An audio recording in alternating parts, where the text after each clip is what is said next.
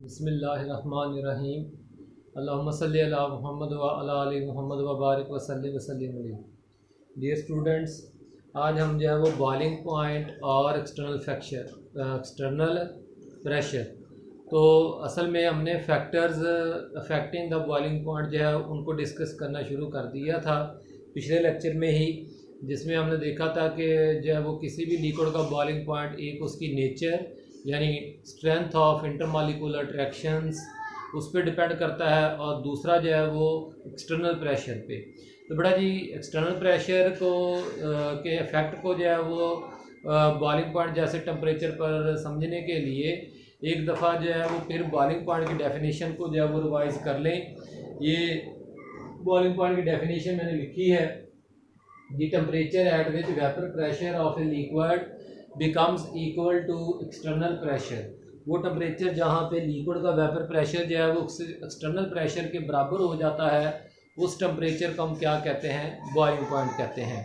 तो ये आगे पिछले लेक्चर वाला ही ग्राफ है, इसमें ये जो लाइन है ये एक्सटर्नल प्रेशर को रिप्रेजेंट कर रही है। वाई एक्सिस के साथ वेपर प्रेशर है, एक्स एक्सिस के साथ टेम्परेचर है। तो हम देख रहे हैं कि जो डाईइथाइल ईथर है वो 34.6 डिग्री सेल्सियस पे उसका जो वेपर प्रेशर है वो बढ़ते बढ़ते जो है वो 760 टॉर यानी 1 एटमॉस्फेयर के बराबर हो जाता है। ठीक हो गया ना जी? तो अब जो है इसी तरह से जो इथाइल अल्कोहल है उसका भी वेपर प्रेशर बढ़ते बढ़ते 78.3 डिग्री सेल्सियस के ऊपर जाके जो है वो बराबर हो जाता है किसके? एक्सटर्नल प्रेशर के। तो इससे बड़ा ये मतलब और पानी का जो है वो 100 डिग्री सेल्सियस पे। अब अगर जो है वो मैं एक्सटर्नल प्रेशर को हाई करूँ तो आप देख सकते हैं कि पहले की निस्बत जो है वो टेम्परेचर, ये पहला बॉइलिंग पॉइंट है और ये दूसरा बॉइलिंग पॉइंट। तो पहले की निस्बत जो है वो टेम्परेचर जो है वो अब बॉइलिंग पॉइंट जो है वो पहले की निस्बत बढ़ गया है। इसी तरह से आप यहाँ पे भी देख सकते हैं कि अगर आप एक्सटर्नल प्रेशर को बढ़ाते हैं तो पहले जो है वो अगर 78 पे था तो अब जो है वो कितना हो जाएगा? तकरीबन अराउंड अबाउट 85 या 90 के ऊपर हो जाएगा।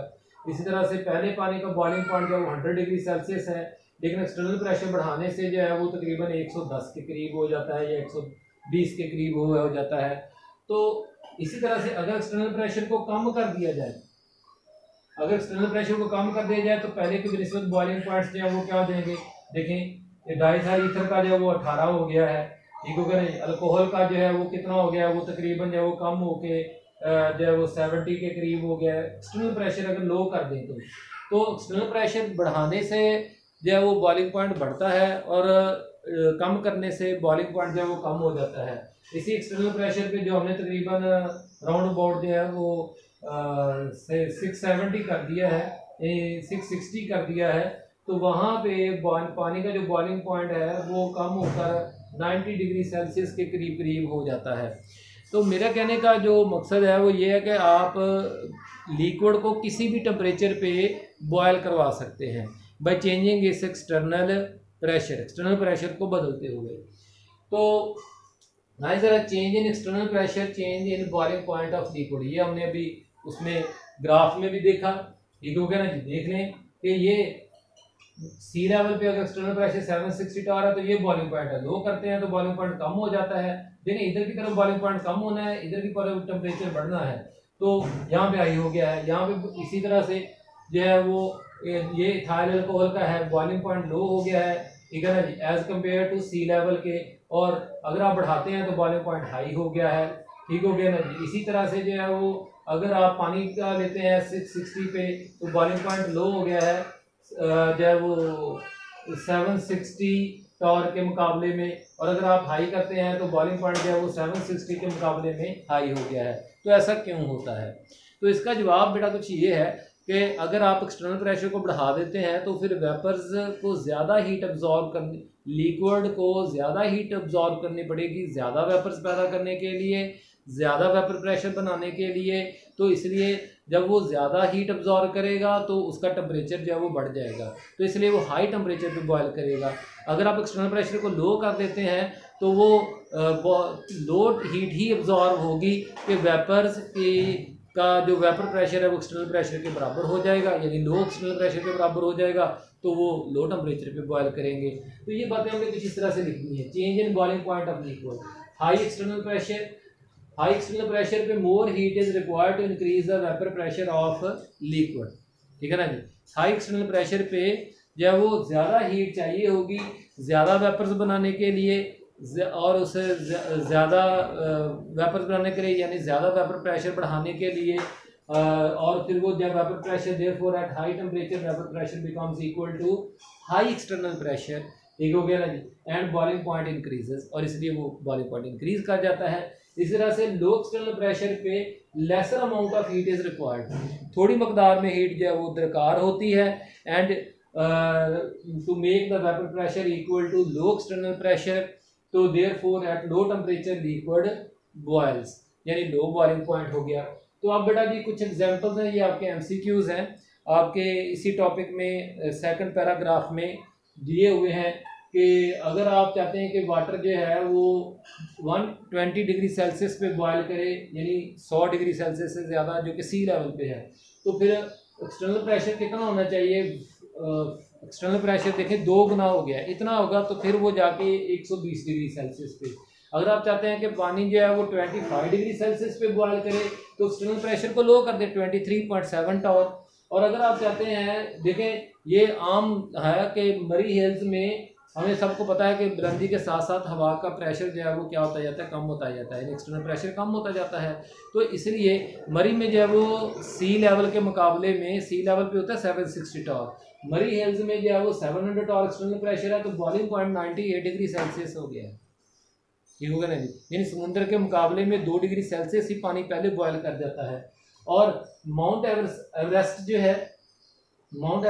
है दुनिया की बुलंद तरीन पहाड़ी जो है, वहाँ पे एक्सटर्नल प्रेशर का कितना होता है? सिर्फ 323 टॉर होता है, 323 टॉर। और इतने लो एक्सटर्नल प्रेशर पे पानी वहाँ पे 69 डिग्री सेल्सियस पे ही बॉयल कर जाता है। यानी अगर पानी का टेम्परेचर बढ़ते बढ़ते 69 डिग्री सेल्सियस हो जाएगा तो वो वहाँ पे बॉयल कर जाएगा, क्योंकि वहीं पे उसका vapour pressure low external pressure के बराबर जल्दी हो जाएगा और वो जल्दी बॉयल करना शुरू कर देगा। तो अब बेटा जी एक एमसीक्यूज के बाद एक तीसरा जो पैराग्राफ है, we can increase the external pressure artificially. हम चाहते हैं कि एक लिक्विड ज़रा देर बाद बॉयल करे, तो हम आर्टिफिशियली उसके ऊपर एक्सटर्नल प्रेशर को बढ़ा सकते हैं on the surface of boiling water by using A pressure cooker. तो ये शॉर्ट क्वेश्चन बहुत ज़्यादा इंपॉर्टेंट है, इसको नोट कर लेना है। Food is cooked in pressure cooker quickly, food जो है वो जल्दी जल्दी पक जाती है प्रेशर कुकर में, क्यों? तो उसकी वजह जो है, उसकी वजह क्या है कि pressure cooker is a closed container. Pressure cooker एक बंद कंटेनर होता है, closed container. Pressure cooker is a closed container, तो एक क्लोज्ड कंटेनर, ठीक है जी। आपकी किताब में लिखा हुआ है pressure cooker is a closed container, the vapours found are not allowed to escape. जितने आप गर्म करेंगे नीचे से पानी को उतने उसके वेपर्स बनेंगे, वो वेपर्स अब बाहर नहीं जा रहे बल्कि वो एक्सटर्नल प्रेशर बनते जा रहे हैं, वो लिक्विड की सरफेस पे वो वेपर्स इकट्ठे होकर एक्सटर्नल प्रेशर को बढ़ाते जाएंगे, ठीक हो गया ना जी। In this way they develop more external pressure. किताब में खुद ऐड कर लेना है मोर एक्सटर्नल प्रेशर, लफ्ज एक्सटर्नल खुद ऐड कर लेना है। तो इन दिस वे दे डेवलप मोर के आगे आपने खुद लिख लेना है external pressure in the cooker and the boiling temperature increases.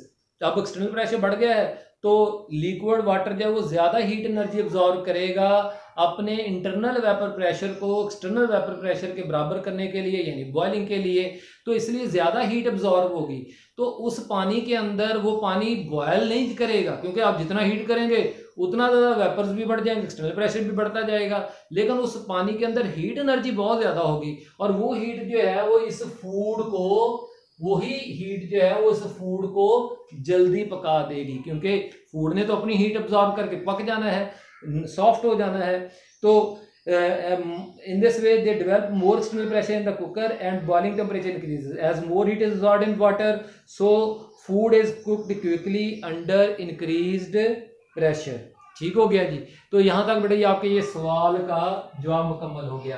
अब आगे बेटा जी आखिरी पैराग्राफ जो है वो क्या है, प्रेशर वैक्यूम डिस्टिलेशन मैंने हेडिंग बना दिया है, ठीक है ना जी। पहले वैक्यूम डिस्टिलेशन की डेफिनेशन आप नोट कर लें, बहुत जगह है आपके पास किताब में, ऐसे ये बहुत सारी जगह हैं। Vacuum distillation, separation of liquid components from liquid mixture, separation of liquid components from liquid mixture on the basis of their boiling points, on the basis of their boiling points is called vacuum under low pressure, low external pressure, low external pressure में is called vacuum fractional distillation। असल पूरा नाम है fractional distillation. वो fractional distillation जो low pressure पे vacuum में, low pressure से मराद वैक्यूम, ठीक होगा ना जी। तो जो लो प्रेशर यानी वैक्यूम में की जाती है उस फ्रैक्शनल डिस्टिलेशन को हम क्या कहते हैं, वैक्यूम फ्रैक्शनल डिस्टिलेशन या सिंपली वैक्यूम डिस्टिलेशन के नाम से पुकारते हैं। तो बेटा जी इसके advantages, vacuum distillation has many advantages, इसके बहुत सारे एडवांटेजेस हैं। तो उनमें से एक जो है वो देखें, अगर आप जो है वो एक्सटर्नल प्रेशर लो कर देते हैं तो जल्दी जो है वो थोड़ा सा हीट अब्जॉर्ब करेगा और ज़्यादा वेपर्स बनेंगे और वेपर्स का जो internal vapour pressure external pressure के बराबर हो जाएगा, ठीक हो गया ना जी। तो इस तरह से कहने का मेरा मकसद जो है वो ये कि वो जल्दी बॉयल करेगा। तो हम जो है वो दो लिक्विड्स को फिर जल्दी जल्दी बॉयल करके उनके वेपर्स बना सकते हैं, उन वेपर्स को जो है वो कंडेंस करवा के जो है उनको एक दूसरे से सेपरेट करवा सकते हैं, तो थोड़े टाइम में जल्दी सेपरेशन हो जाएगी। तो चूँकि लो टेम्परेचर पे बॉयल करेंगे लिक्विड कंपोनेंट्स तो इसलिए जो है वो फ्यूल भी कम इस्तेमाल होगा। तो इकोनॉमिकल है ये vacuum distillation because less fuel is required. Decomposition of many compounds can be avoided, जो है बहुत सारे कंपाउंड्स की डिकम्पोजिशन को अवॉइड किया जा सकता है वैक्यूम फ्रैक्शनल डिस्टिलेशन में। इसकी एग्जांपल एक मैंने लिख दी है ग्लिसरीन। तो इस ये वजह क्या है कि ये मतलब किस तरह से जो है, तो वजह बात ये है कि ग्लिसरीन जो है वो जिस टेम्परेचर पे सी लेवल पे, यानी अगर एक्सटर्नल प्रेशर जो है 760 टार हो तो उसका बॉइलिंग पॉइंट है, एक्सटर्नल प्रेशर अगर 760 टार हो तो उसका बॉइलिंग पॉइंट, ग्लिसरीन का जो बॉइलिंग पॉइंट है वो 290 डिग्री सेल्सियस है, बॉइलिंग पॉइंट उसका 2। और इसी टेम्परेचर और डिकम्पोजिशन पॉइंट भी क्या है, डिकम्पोजिशन टेम्परेचर भी उसका कितना है 290 डिग्री सेल्सियस।